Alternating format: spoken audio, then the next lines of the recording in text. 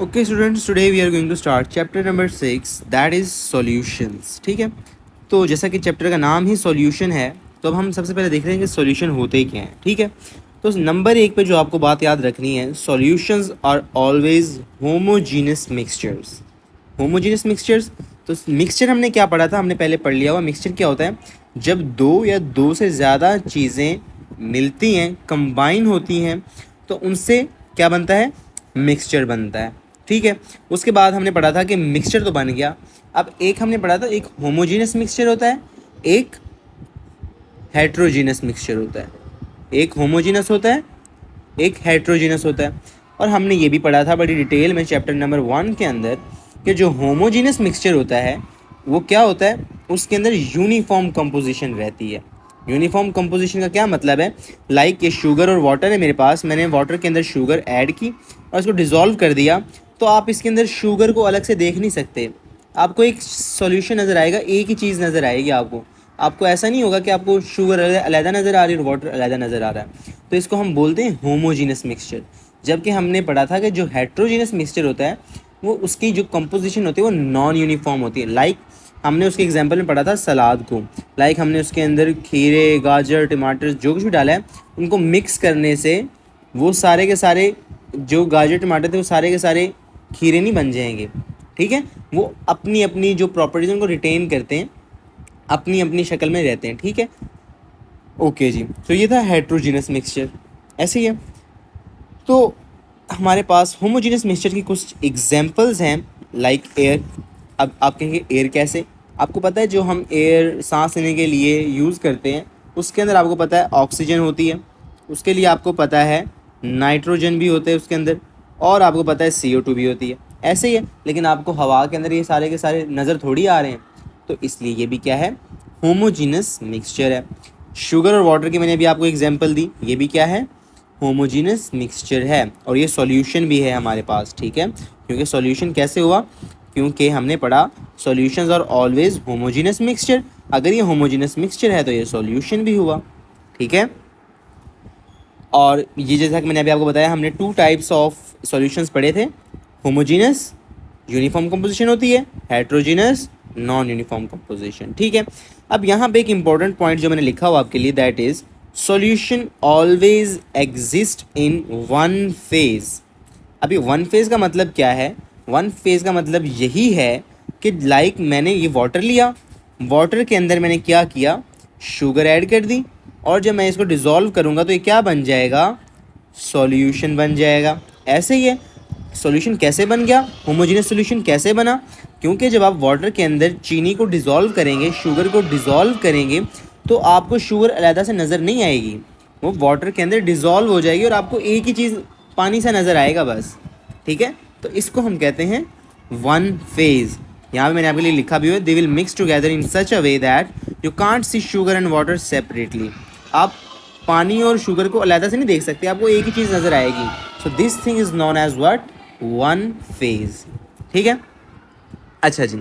अब एक और इम्पोर्टेंट बात जो यहाँ पे आपको पता होनी चाहिए, दैट इज़ कि आप किस तरह से डिफ्रेंशिएट कर सकते हैं between a solution and a pure liquid. ठीक है, लाइक मैं आपसे कहता हूँ कि मेरे पास एक जगह पे सॉल्यूशन है, एक जगह पे प्योर लिक्विड है। मुझे नहीं पता ये प्योर लिक्विड है या सॉल्यूशन है, मुझे पता लगाना है कि इन दोनों में से कौन सा प्योर लिक्विड है, कौन सा सॉल्यूशन है। ठीक है, तो अब कैसे पता चलेगा? पता यूँ चलेगा कि आपने इनको हीट करना है, आपने इनको हीट करना है। ठीक है, जब हीट करेंगे तो क्या होगा? ये इवेपोरेट होना शुरू हो जाएगा। हमने इवेपोरेशन पढ़ी थी ना, ये इवेपोरेट होना शुरू हो जाएगा। जब इवेपोरेट होगा, तो जब ये सारा इवेपोरेट हो जाएगा ना, तो अगर इसके लास्ट में क्रिस्टल्स बचेंगे, क्या बचेंगे? क्रिस्टल्स, या कोई सॉलिड टाइप चीज़, या रेजिड्यू हम उसको कह सकते हैं।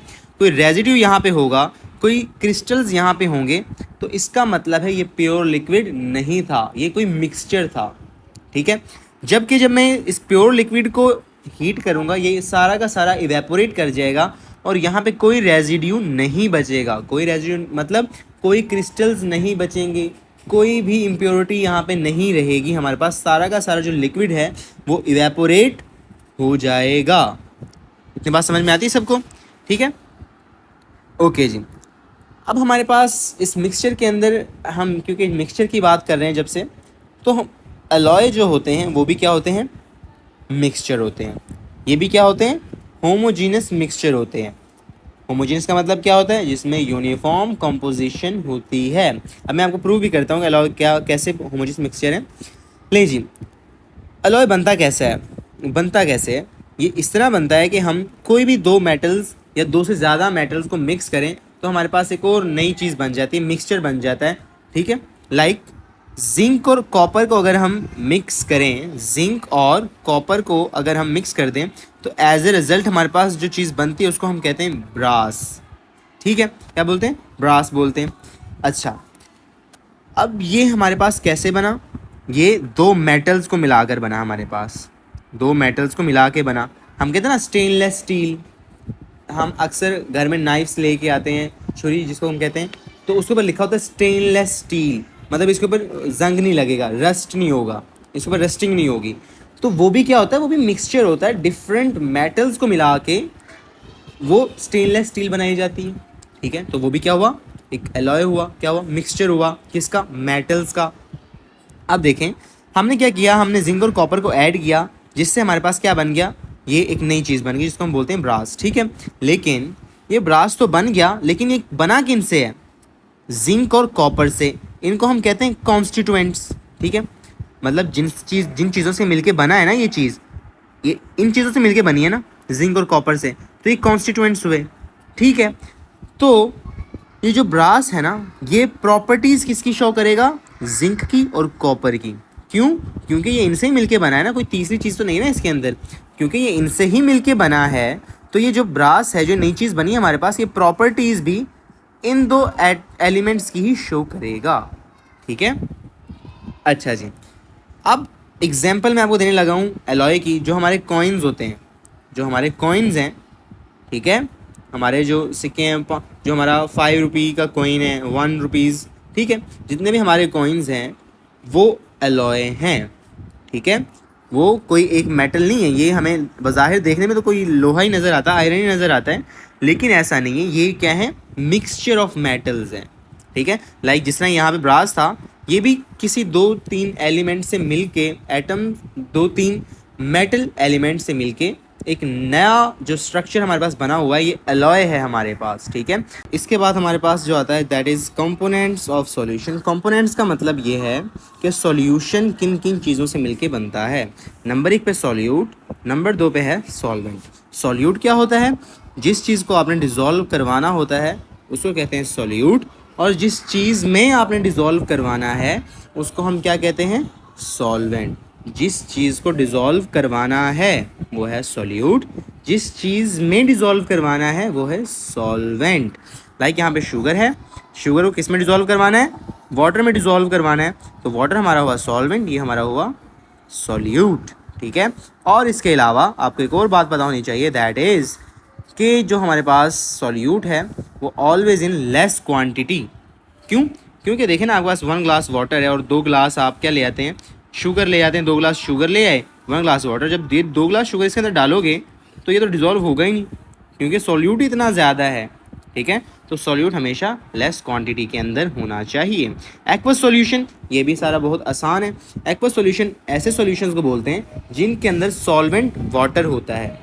जिन सॉल्यूशन में हम वाटर को सॉल्वेंट यूज़ करते हैं वो हमारे पास क्या होते हैं, एक्वस सॉल्यूशंस होते हैं। देखें यहाँ पे मैंने शुगर ली और सॉल्वेंट मैंने क्या लिया, वाटर। तो ऐसे सॉल्यूशन जिनमें सॉल्वेंट वाटर यूज़ होगा वो एक्वस सॉल्यूशन कहलाते हैं। ठीक है, और भी बहुत से सॉल्वेंट होते हैं, लेकिन जिनके अंदर वाटर यूज़ होता है वो हमारे पास एक्वस सॉल्यूशन होते हैं। और तो और हमारे पास इम्पोर्टेंट बात ये है कि जो वाटर होता है वो यूनिवर्सल सॉल्वेंट है। वो क्यों, क्योंकि 80 to 90% जो सॉल्यूट्स हैं वो इसमें डिज़ोल्व हो जाते हैं। और लेबोरेटरीज़ के अंदर हम मोस्ट ऑफ द टाइम जो मेजॉरिटी में हम यूज़ करते हैं दैट इज़ वाटर। वाटर को हम एज ए सॉल्वेंट यूज़ करते हैं, इसीलिए ये हमारे पास यूनिवर्सल सॉल्वेंट कहलाता है। ठीक है, तो आज के इस लेक्चर में हम इसको यहीं तक रखते हैं, इससे आगे हम नेक्स्ट लेक्चर में कंटिन्यू करेंगे। ठीक है।